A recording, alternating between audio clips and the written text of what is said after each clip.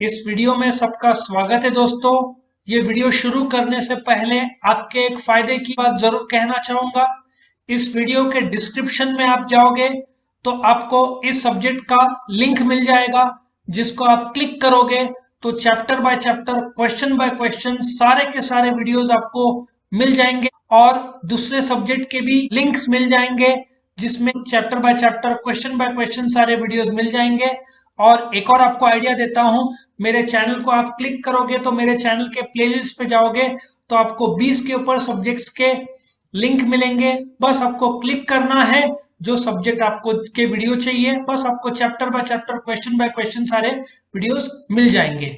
तो चैनल को जरूर सब्सक्राइब करो ताकि आपको हर रोज जो हम अपडेट करते वीडियोस वो मिलते रहें। तो हम शुरू करते हैं इस क्वेश्चन का वीडियो अभी। इंपॉर्टेंस ऑफ प्लानिंग को समझेंगे या पहले कैसे एग्जाम में अटेंड करना है वो तुमको मैं बता रहा हूँ। ये एग्जाम में चार्ट ड्रॉ किया तो भी चल सकता है। सबसे पहले तुम क्या करोगे, फंक्शंस ऑफ मैनेजमेंट का एक ड्राइंग करोगे। फंक्शंस ऑफ मैनेजमेंट टोटल कितने हैं? 5 है। सबसे पहला क्या है? प्लानिंग। दूसरा कौन सा है? ऑर्गेनाइजिंग। ठीक है। उसके बाद जो तीसरा है तुम्हारा स्टाफिंग, प्लानिंग, ऑर्गेनाइजिंग। फिर है तुम्हारा नेक्स्ट कंसेप्ट कौन सा है तुम्हारे सामने आएगा? स्टाफिंग। तो इंट्रोडक्टरी मैंने तुमको फंक्शंस ऑफ मैनेजमेंट का बता दिया, साफ देखने को मिलता है स्टाफिंग। फिर तुम्हारे सामने आएगा डायरेक्टिंग, डायरेक्शन जिसको हम बोलते हैं।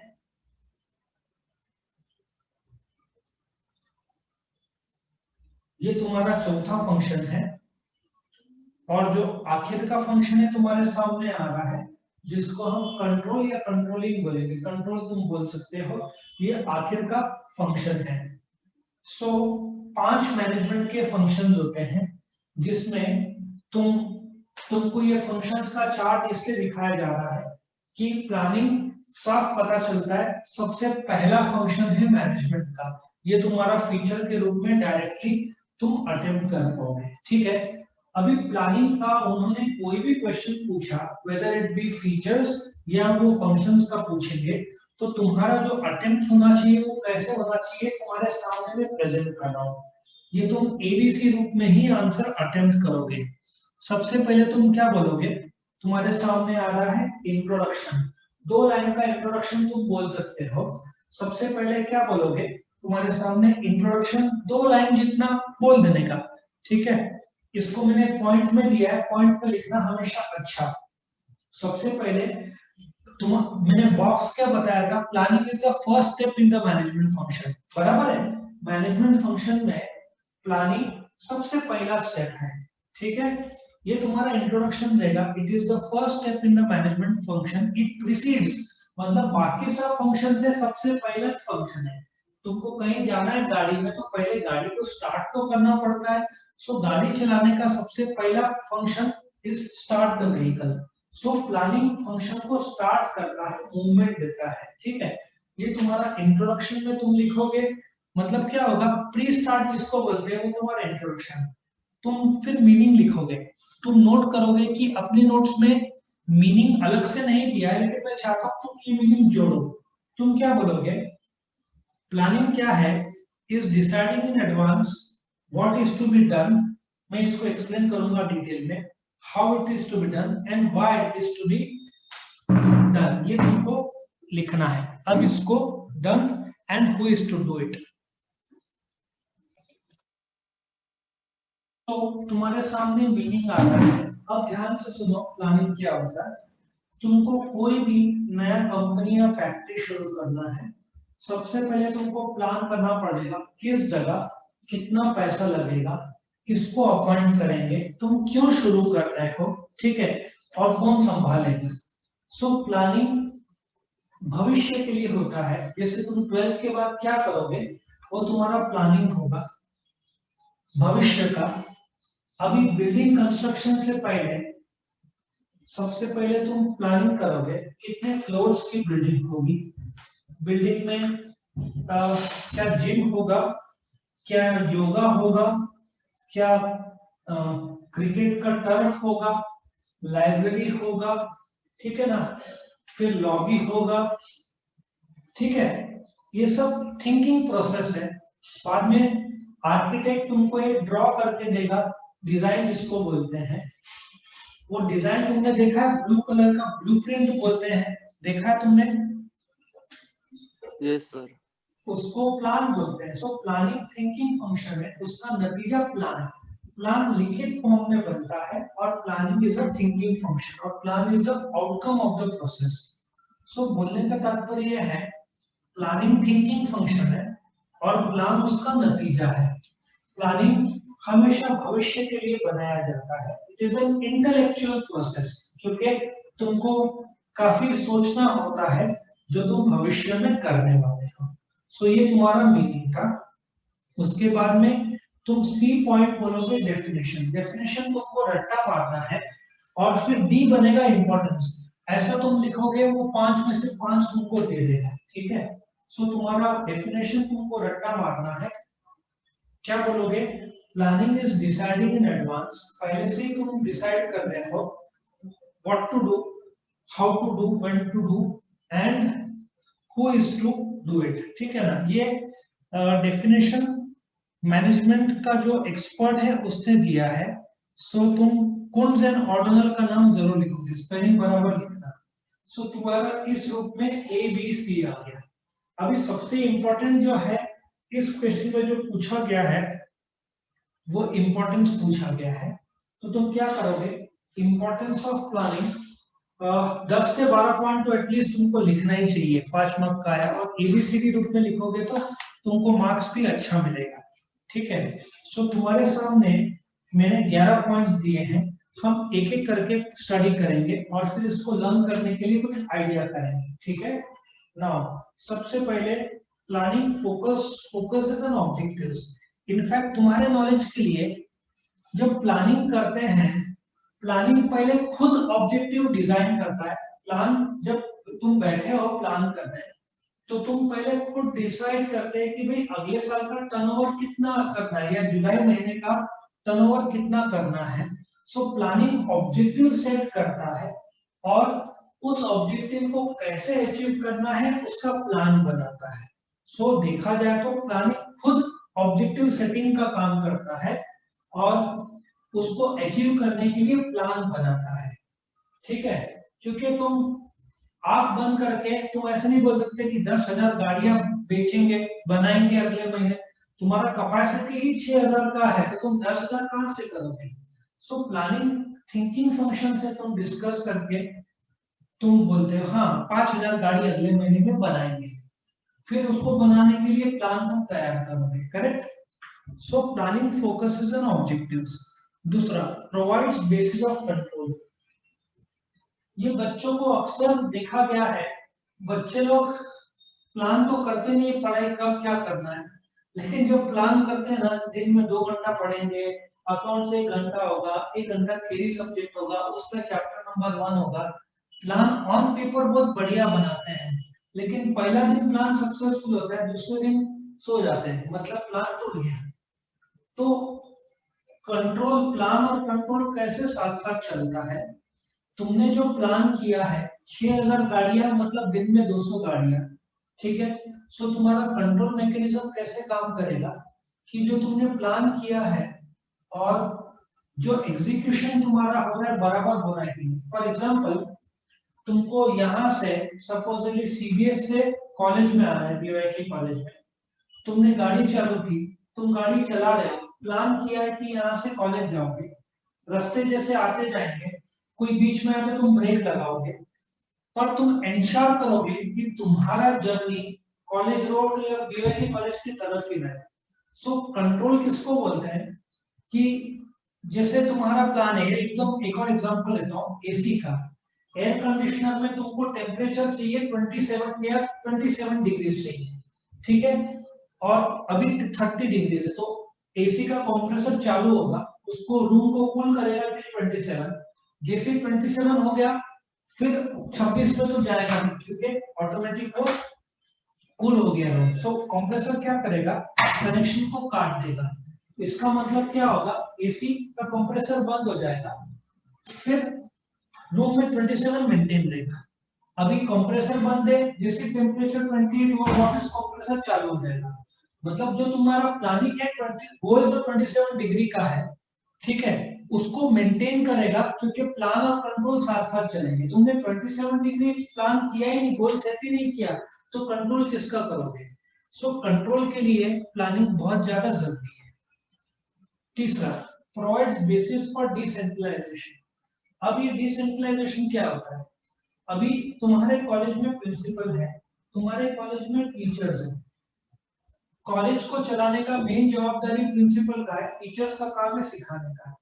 अभी क्या होता है, यदि डिसीजन है एक सर्जरी करना है, एक डॉक्टर बोलता है, जो कार्डियक हार्ट का स्पेशलिस्ट है, वो बोलता है सर्जरी परसों रखेंगे, उसने डिसीजन लिया, और जो बाकी का स्टाफ है, जो कंपाउंडर ले लो, या जो सर्जिकल इक्विपमेंट उसको प्रोवाइड करेगा, जो नर्सेज लगेंगे ऑपरेशन थिएटर के अंदर, वो मददगार रहेंगे, बट मेन डिसीजन किसका है? डॉक्टर। इसको सेंट्रलाइजेशन बोलते हैं, कि डिसीजन टॉप में लिया गया, बाकी उसको फॉलो करना है, ठीक है। फिर डिसेंट्रलाइजेशन किसको बोलेंगे? जैसे कि मुकेश अंबानी ने सोचा 5G लॉन्च करना है दिसंबर में, लेकिन वो तो टॉप लेवल पे हुआ, फिर उसके लिए टावर्स, ठीक है ना, रिचार्ज का, फिर मिडिल लेवल के लोग उसमें आगे काम को बढ़ाएंगे, फैसला लेंगे। सो डिसेंट्रलाइजेशन किसको बोलते हैं? डिसीजन मेकिंग टॉप लेवल पे, मिडिल लेवल पे और लोअर लेवल पे देखा गया है। अभी कई बार जो अमेरिकन थिंकिंग और इंडियन थिंकिंग का एक फर्क देखा गया। जो कोई प्रोडक्ट लॉन्च होता है इंडिया में ज्यादातर टॉप डाउन अप्रोच फॉलो किया जाता है, कि टॉप के लोग डिसीजन लेते हैं और लोअर लोग फॉलो करते हैं। जो अमेरिकन लोग आते हैं प्रोजेक्ट इधर करने, तो उनको काफी डिसीजन मेकिंग का ताकत दिया जाता है, इसलिए इंडिया और अमेरिका में थोड़ा फर्क आता है। इंडियन लोग ज्यादा डिपेंडेंट है ऑन द टॉप मैनेजमेंट देखा गया है, जहां पे अमेरिकन लोग इंडिपेंडेंट ज्यादा है, वो फटाफट डिसीजन लेते हैं।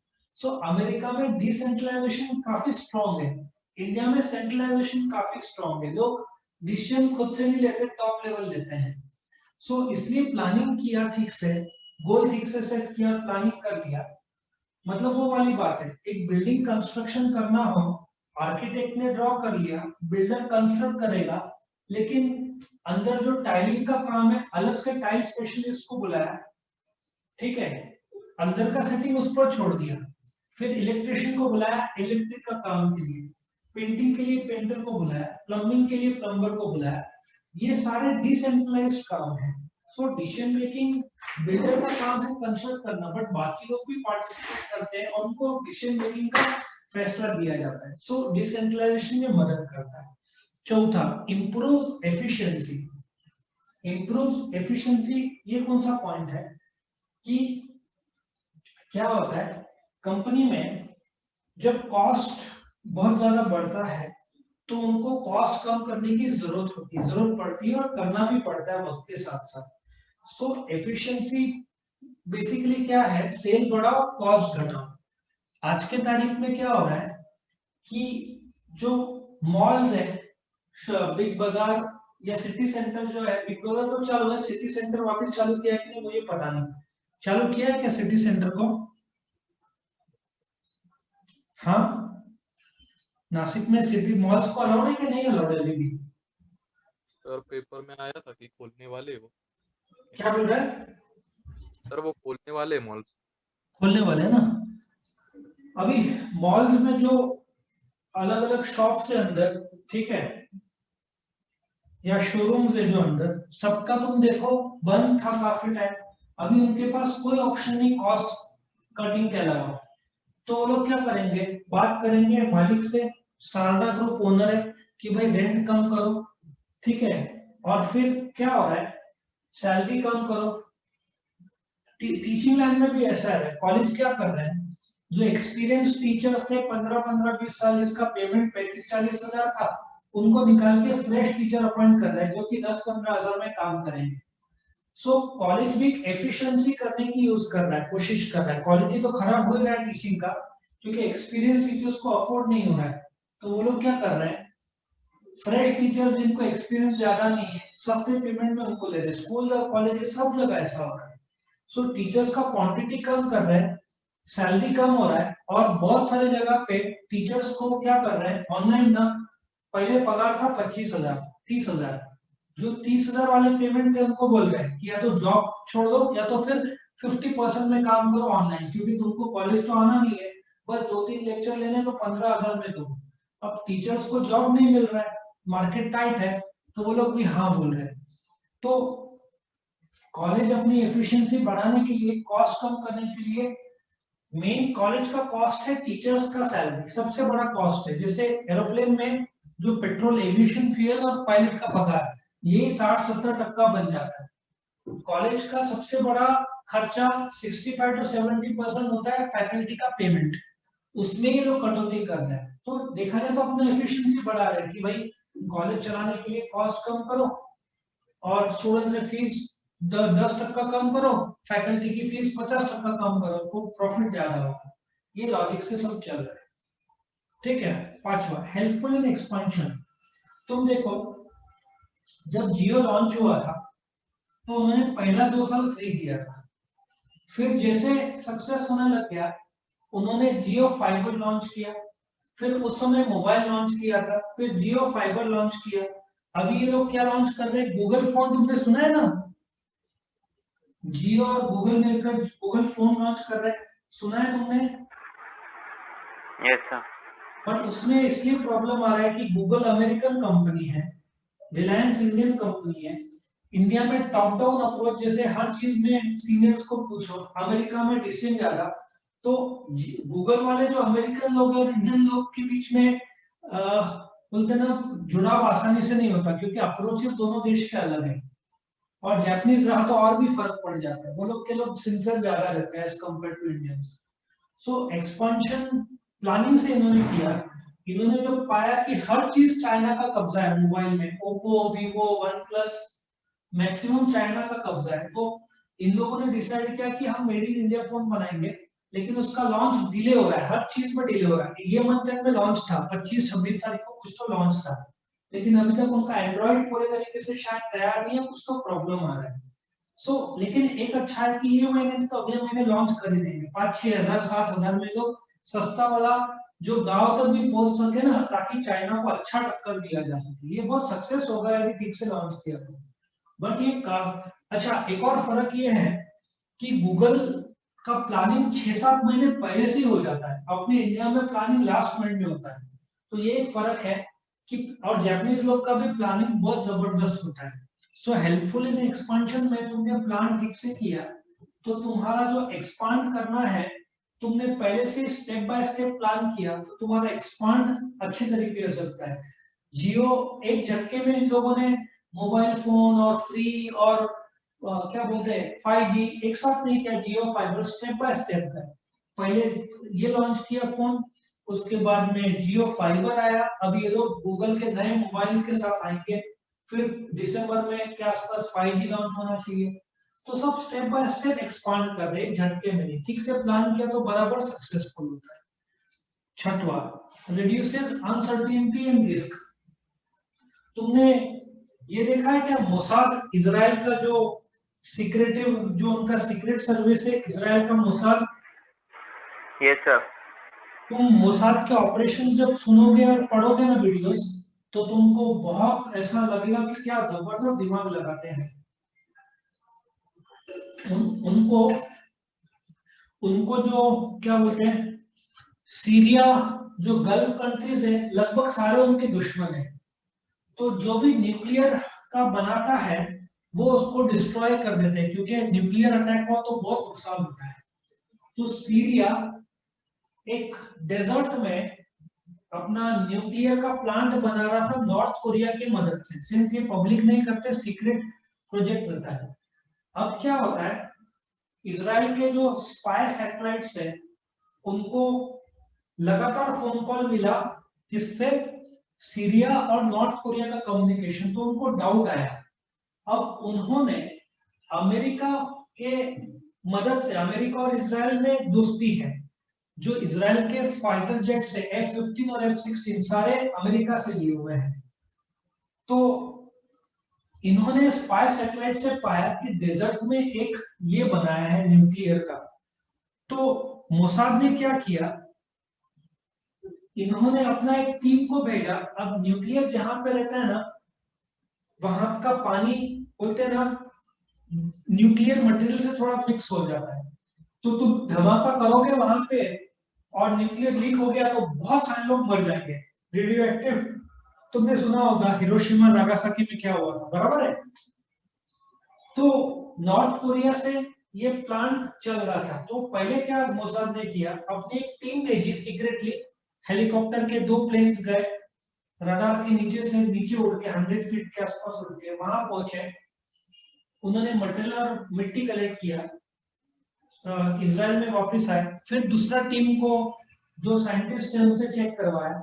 साफ पता चल रहा था कि मिक्सचर जितना होना चाहिए न्यूक्लियर का उतना नहीं। इसका मतलब पूरे तरीके से प्लांट शुरू नहीं आया। तुमने बॉम्ब से भी उड़ाया तो रिस्क कम है, एक बार शुरू हो जाता है प्लांट और लीक हो गया तो बहुत डेंजर रहता है और वो नुकसान भी बहुत होता है। तो उनको समझ में आ गया कि प्लांट पूरे तरीके से सीरिया का शुरू नहीं हुआ है। ठीक है, ये दूसरा टीम। फिर ये लोग ने जब डिसाइड किया इसको ब्लास्ट करेंगे, तो इन्होंने वापस सैटेलाइट का यूज किया, पिन पॉइंट किया कहां पे प्लांट है। फिर प्लेन्स गए और सब बैकअप प्लेन्स गए, और ये लोग जब दुश्मन को बोलते हैं उड़ाने का प्लान करते हैं, मारने का प्लान करते हैं, इनके कम्युनिकेशन टीम, इनका हैंडलर रहता है, सपोर्टिंग 2 रहते हैं, सपोर्ट 2 से 4 मतलब लोग, फिर उसको सपोर्ट एक, वो ऑपरेशन करने के लिए 40-50 लोग इन्वॉल्व रहते हैं और हर प्रकार से। और मैंने एक चीज नोट किया, सपोजिटली इनको ईरान में एक ऑपरेशन करना है, तो इनके लोग जाएंगे इजराइल से, तो शक ईरान के सिक्योरिटी एजेंसीज ट्रैक करेंगे।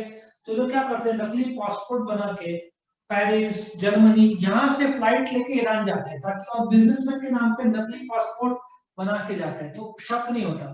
फिर धीरे धीरे ये लोग ऐसे एग्जीक्यूट करते हैं। बोलने का तात्पर्य है कि इनका प्लानिंग ऑपरेशन के लिए कई साल प्लानिंग करते हैं।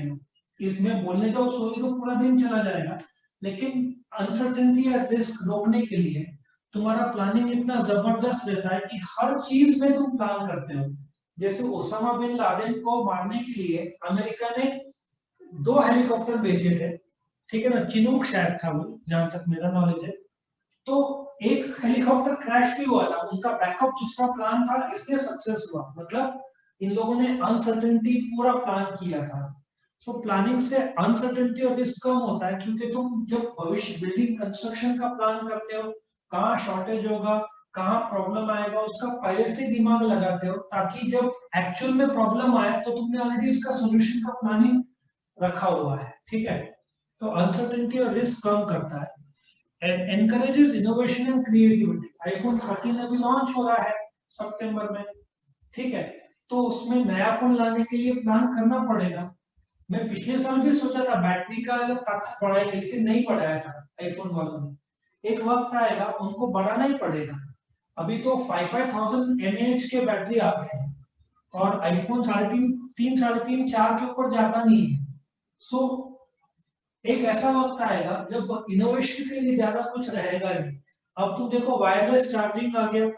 सो प्लानिंग क्या होता है कि इनको नयापन, क्रिएटिविटी और इनोवेशन लाना पड़ता है, इसको प्लानिंग करना ही पड़ता है। अभी मैंने एक नया देखा, आईपैड में जो पेंसिल आता है ना, सुना होगा तुमने, पेंसिल जिससे लिखते हैं, देखा है पेंसिल को आईफोन का। इनफैक्ट मेरे पास भी इसमें जो इसको हम स्टेंसिल या कुछ तो नाम है, एचपी ने मुझे पूछा था कैसा है इसका जो पेंसिल आता है एचपी का, 3,500 या 4,500 रुपए का है। उनको मैंने बोला था तुम्हारा पेंसिल 5 रुपए का भी नहीं, इतना थर्ड रेट क्वालिटी, एक लिखा तो दूसरा उसमें आ जाता है, लिखते समय मुझे बहुत प्रॉब्लम होता है।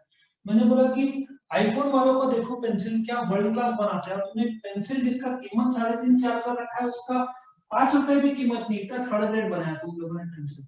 सो बोलने का तात्पर्य है कि आईफोन का अभी जो पेंसिल इतना बढ़िया कर दिया है कि उसमें मैग्नेट्स लगा है और वो आईफोन में चिपक जाता है, ऐसा बना है अभी रिसेंट जो लॉन्च किया है। सो तुमको ढूंढने की जरूरत नहीं है। मतलब बोलने का तात्पर्य नए नए कंसेप्ट्स और ये सब इतना अच्छा हो गया है पहले ऑथर्स लिखते थे, टाइप करते थे, आजकल इंग्लिश में बोलेंगे अपने आप को रिकॉर्ड होते जाता है उसमें। बहुत सारे ऑथर्स आजकल आईफोन में जो सुविधा है, तुम्हारा पहले आवाज रिकॉर्ड करता है और फिर तुम जैसे बोलोगे वो टाइप होते जाएगा ऑटोमेटिक, तुमको कीबोर्ड यूज करने की जरूरत नहीं है। सो ये सब इनोवेशन और क्रिएटिविटी का कंसेप्ट है। Provides motivation. अभी सपोजली तुम्हारा एक शोरूम है कार का, तुमने सेल्समैन को बोला इस महीने तेरे को 25 कार बेचना है, ठीक है, तुमने टारगेट दे दिया और बोला कि 25 कार बेचा तो तुझे 5,000 रुपए बोनस मिलेगा। तो एक प्रकार का सेल्समैन को मोटिवेशन आता है क्योंकि उसको गोल दे दिया गया है, वो प्लान बनाएगा 25 है तो दिन में एक कार कम से कम बेचूंगा तो उतना फायदा होगा। सो द मोमेंट तुम प्लानिंग करते हो, तुमने गोल सेट कर लिया है, जैसे ट्रिप में जाना है तो पहले कैसे एक्साइटमेंट आता है, चलो सब सामान, खाना, नाश्ता, फुटबॉल, ड्रेस, है ना, सब तैयारी में तुम लगते हो, मोटिवेशन आता है क्योंकि तुमको गोल और प्लानिंग भविष्य का दिया गया है। Next, guides decision making. Basically planning खुद ही एक डिसीजन मेकिंग टूल है। कैसे? जब तुम प्लान करते हो, ठीक है, तुम्हारे पास एक ऑल्टरनेटिव रहता है कंस्ट्रक्शन लाइन में कि कमर्शियल बिल्डिंग बनाना है कि रेसिडेंशियल। उसमें भी कितने, आजकल का नया ट्रेंड ऐसा है कि जब तुम बड़ा रेसिडेंशियल बिल्डिंग बनाते हो, सेवन मेडोज में तुम्हें सुन रहा हूँ 30 फ्लोर वाली बिल्डिंग बना दो, ठीक है, कुछ ऐसी बिल्डिंग है जहाँ पे 150 फ्लैट्स है, ठीक है, 150 160 फ्लैट्स है, तो वो लोग क्या करते हैं, ग्राउंड फ्लोर में शॉप्स करते हैं जहाँ पे मेडिकल शॉप हो, किराना हो, स्टेशनरी हो, सब्जी हो, ठीक है ना, ऐसा। तो क्या होता है, प्लानिंग डिसीजन मेकिंग में मदद करता है। कैसे? तुम जब प्लान बनाते हो तो तुमको ऑल्टरनेटिव तैयार करना पड़ता है कि तुमको लग्जरी बनाना है बिल्डिंग, क्या ज्यादा फ्लैट्स बनाने हैं, क्या फैसिलिटी देना है, उनमें से तुम चुनते हो। सो प्लानिंग में जब जैसे 12th के बाद तुम्हारे पास ऑप्शन रहेगा बीबीए, बीबीएम, बीसीए, बीकॉम, उसमें से तुम डिसाइड करोगे कौन सा कोर्स लेना है। उसी प्रकार से प्लानिंग क्या करता है, ऑल्टरनेटिव तैयार करता है और फिर डिसीजन लेता है कि कौन सा कोर्स को चुनना है, ठीक है। 10वां, provides a sense of direction. तुमको यहाँ से बॉम्बे जाना है तो तुम क्या करोगे, भाई पेट्रोल भर के रहोगे, ठीक है, बीच में रुकना ना पड़े, फिर एक्स्ट्रा टायर जो सेफ्टी के रूप में रहेगा, ठीक है, फिर कहीं खाना रहेगा तो थोड़ा पैसा लोगे, ठीक है, कहीं रहना है तो ड्रेस लोगे। सो एक डायरेक्शन तुमको देता है। फिर तुम निकले तो तुमको पूरा प्लान तरीके से जा रहा है कि सवेरे 5 बजे निकलेंगे, 8 बजे तक पहुंचेंगे, 12 बजे तक काम करेंगे, एक दिन चाहिए तो रुकेंगे वरना शाम को वापस आएंगे, शाम को ट्रैफिक ज्यादा रहेगा तो दोपहर को 3-4 बजे निकलेंगे तो ट्रैफिक कम रहेगा। सो एक डायरेक्शन देता है तुमको आगे का, जिससे लाइफ थोड़ा इजी हो जाता है, बिजनेस इजी हो जाता है, ठीक है। और लास्ट का हेल्प्स कोऑर्डिनेशन, सीधा हिसाब है। सेल्स वाले ने बोला कि 8,000 गाड़ी बेचना है तो प्रोडक्शन वाले को 8,000 गाड़ी बनाना पड़ेगा, तो परचेज डिपार्टमेंट को रॉ मटेरियल खरीद के देना पड़ेगा, एचआर डिपार्टमेंट को लोग देने पड़ेंगे, अकाउंट्स डिपार्टमेंट को पे करना पड़ेगा। सो चारों पांचों डिपार्टमेंट एक दूसरे से जुड़े हुए। सेल्स डिपार्टमेंट ने तो बोल दिया लेकिन प्रोडक्शन ने बनाया नहीं तो कैसे चलेगा, प्रोडक्शन को बनाने के लिए रॉ मटेरियल लगता है जो परचेज खरीदेगा। सब डिपार्टमेंट को कोऑर्डिनेट करके प्लान करके ही एग्जीक्यूट होगा, वरना ये बनेगा ही नहीं तुम्हारा, ठीक है। सो ये तुम्हारा कोऑर्डिनेशन प्लानिंग, वंस तुमने गोल सेट कर लिया, वंस प्लान कर लिया तो सारे डिपार्टमेंट्स को मिलकर प्लानिंग को ठीक से एग्जीक्यूट करना है। क्या सबको समझ में आया इंपॉर्टेंस? यस और नो? यस और नो? Yes sir. अभी मैंने इसका एक स्टोरी बनाया, ओके, इसका एक स्टोरी बनाया है जो बहुत मेहनत से बना था। तो लेट अस सी इसका एक स्टोरी। इसका स्टोरी इज सैंडविच जो बनता है ना, हमारा वेजिटेबल सैंडविच, मुझे बहुत पसंद है। सो इस पे एक स्टोरी बना। Let us see point number 1। सबसे पहला क्या है, प्लानिंग फोकसेस ऑन ऑब्जेक्टिव्स, ठीक है। तो सबसे पहला तुमने सोचा आज सैंडविच बनाने का ऑब्जेक्टिव है, ठीक है। सो पॉइंट नंबर 1 क्या बनाया तुमने, आज सैंडविच बनाने का ऑब्जेक्टिव है, फोकस ब्रेड पे है, ठीक है। Normally white bread, brown bread, white तो मैदे का रहता है, ब्राउन गहू का रहता है, तो गहू अच्छा, और मिक्स मल्टी ग्रेन भी आता है। सो तुम्हारा आज का ऑब्जेक्टिव है कि तुम नाश्ते या खाने में सैंडविच बनाना चाहते हो, ठीक है। ये तुम्हारा टोस्ट सैंडविच हुआ। विजू दावेली का बहुत अच्छा आता है टोस्ट सैंडविच, ठीक है। द मोमेंट तुमने ऑब्जेक्टिव बना लिया तो दूसरा क्या रहेगा, कंट्रोल के लिए, ठीक है। अब तुम्हारे सामने ब्रेड तुमने लाया, ब्राउन ब्रेड या व्हाइट ब्रेड लाया, तो कंट्रोल के लिए ब्रेड के साइड को कट करते हैं ताकि ब्रेड का बेस सॉफ्ट हो, ताकि ब्रेड का बेस सॉफ्ट हो, ठीक है।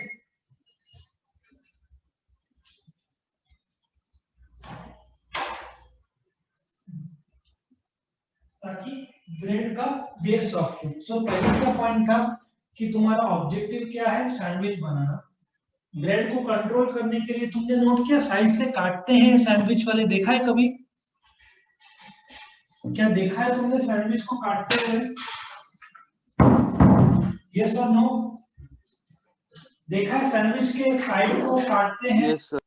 सो तुमने क्या किया, जो तुमको सैंडविच बनाना है, जो तुम्हारा ऑब्जेक्टिव है, इसके साइड को तुमने कट किया कंट्रोल करने के लिए।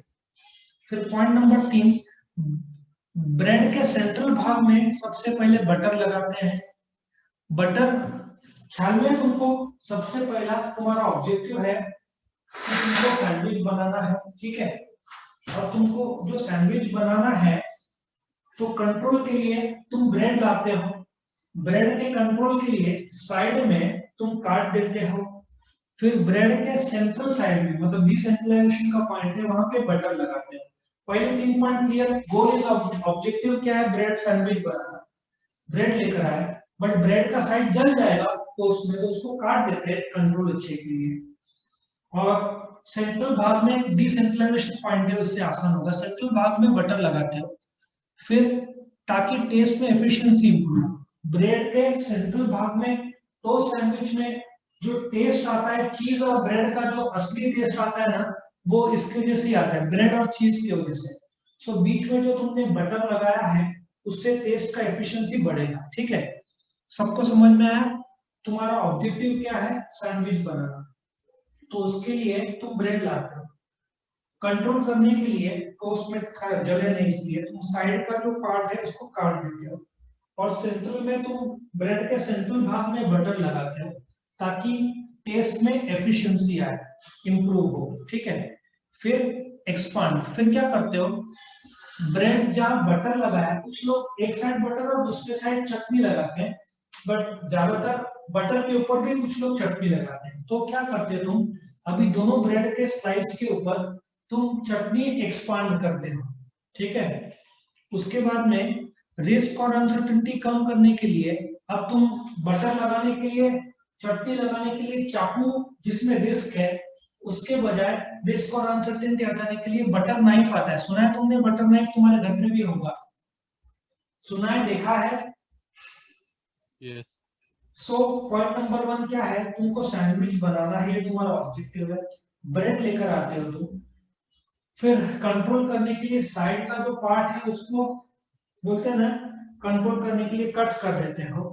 फिर ब्रेड के सेंट्रल भाग में बटर लगाते हो ताकि टेस्ट में जो एफिशिएंसी इंप्रूव हो। लेकिन अभी चटनी लगाना बाकी है, तो तुम क्या करते हो, दोनों ब्रेड में चटनी से पूरा एक्सपांड कर देते हो, ठीक है ना। और ये लगाने, जब एक्सपांड करने के लिए तुम लगाते रहते हो ब्रेड के ऊपर, तो नाइफ, चाकू में रिस्क और अनसर्टेनिटी है, उसको हटाने के लिए तुम क्या करते हो, बटर नाइफ का यूज करते हैं। ये पॉइंट नंबर 6 हो, ठीक है। यहां तक स्टोरी सबको कनेक्ट हो रही है, क्लियर है सब लोग? सब लोग क्लियर है स्टोरी? नेक्स्ट, फिर क्या करते हो, एनकरेजेस इनोवेशन एंड क्रिएटिविटी। सबसे पहले काकड़ी को इनोवेटिव और क्रिएटिव तरीके से काटते हो तुम, करेक्ट। अभी सैंडविच में कुछ लोग सबसे नीचे ब्रेड में काकड़ी लगाते हैं, कुछ लोग टमाटर, अलग अलग लोग का अलग अलग चॉइस रहता है। सो तुमने चटनी लगा दिया, रिस्क और अनसर्टेनिटी कम करने के लिए बटर नाइफ लिया। अभी तुम तैयार हो वेज सैंडविच बनाने के लिए, तो तुम क्या करते हैं, काकड़ी को देखो, यहाँ पे मैंने अलग अलग फोटो डाला है। तुम अलग अलग प्रकार से काकड़ी के जो छोटे छोटे पीसेस के अलग अलग स्टाइल से काटते हो, दैट इज क्रिएटिव और इनोवेटिव, है ना तरीके से। सो रिवाइज करते हैं, तुम्हारा ऑब्जेक्टिव है सैंडविच बनाना। दूसरा, ब्रेड लेकर आते हो कंट्रोल करने के लिए, साइड के तुम कट करते हो, सेंट्रलाइज जगह में बटर लगाते हो ताकि टेस्ट में एफिशिएंसी इंप्रूव हो, ठीक है। उसके बाद दोनों स्लाइस जो है उसमें चटनी लगाकर एक्सपांड करते हो। जो नाइफ के बजाय तुम बटर नाइफ यूज कर रहे हो ताकि रिस्क और अनसर्टेनिटी जो चटनी लगाते हुए कम हो, नहीं तो फिर हाथ कटने का डर रहता है। अब तुम तैयार हो, बटर चटनी लगा चुके हैं, अभी वेजिटेबल डालने के लिए सबसे पहले तुम काकड़ी काटते हो, लेकिन उसको क्रिएटिव और इनोवेटिव तरीके से अलग अलग डिजाइन जो तुम्हारे सामने फोटो में आ रहा है उसके तौर पर काटते हो। फिर 8वां पॉइंट है, अभी तुमने मोटिवेशन, तुम देखते हो जब काकड़ी को मस्त इनोवेटिव और क्रिएटिव तरीके से काटा गया तो तुमको मोटिवेशन आता है कि वेज सैंडविच में अलग अलग शिमला मिर्च, प्याज, टमाटर, बटाटे ये सब डाला जाए, तुमको मोटिवेशन आता है ताकि टेस्ट और निखर जाए और अच्छा है, ठीक है। फिर तुम डिसीजन लेते हो कि उसको ग्रिल करेंगे। तुमने वेजिटेबल्स पहले काकड़ी क्रिएटिव तरीके से काटा, मस्त मोटिवेशन हो गया कि अभी टमाटर सब डालेंगे, तो तुमने मोटिवेशन आ गया। अब तुम डिसाइड लेते हो कि वेज सैंडविच नहीं तो सैंडविच बनाओगे, फिर डिसाइड करते हो। उसके बाद मैंने सैंडविच को ग्रिल मेकर के अंदर के डायरेक्शन में रख दिया। अब एक ग्रिल मेकर आता है, तुमने क्या किया, उसमें नॉर्मली 2 सैंडविच जितना बनता है, तुम डायरेक्शन 2 सैंडविच को ग्रिल मेकर के अंदर डायरेक्शन में डाल देते हो। और फिर लास्ट पॉइंट है, और लास्ट में कोऑर्डिनेशन, जैसे पूरा बन जाता है ऊपर से पता है चटनी और टोमेटो सॉस लगाते हैं, और लास्ट में तुम कोऑर्डिनेशन करते हो ऊपर से चटनी और जो खास करके टोमेटो सॉस लगाने के लिए तुम कोऑर्डिनेशन करते हो, मतलब तुम्हारा वेज सैंडविच खाने के लिए तैयार है।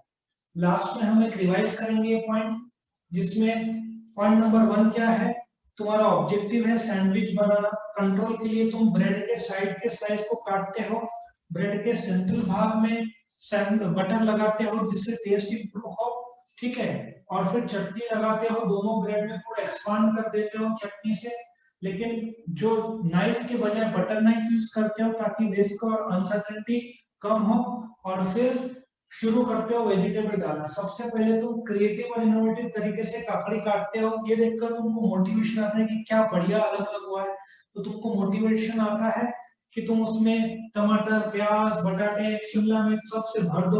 जैसे तुमने ये डिश हो जाता है, तुम सोचते हो वेज सैंडविच खाने के, कच्चा वेज सैंडविच खाने के बजाय क्यों ना डिसीजन मेकिंग मेथड उसको टोस्ट सैंडविच बनाया जाए।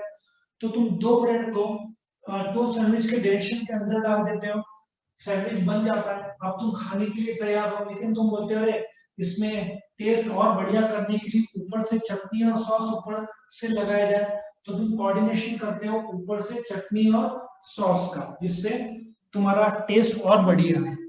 सो इस प्रकार से तुम्हारा 11 पॉइंट खत्म होता है। क्या सबको स्टोरी समझ में आया? यस और नो? यस और no? Yes sir. Okay. Yes. Video पसंद आया तो लाइक कीजिए, अपने फ्रेंड्स के साथ शेयर कीजिए, उनका भी फायदा हो, और चैनल को सब्सक्राइब कीजिए। Thank you.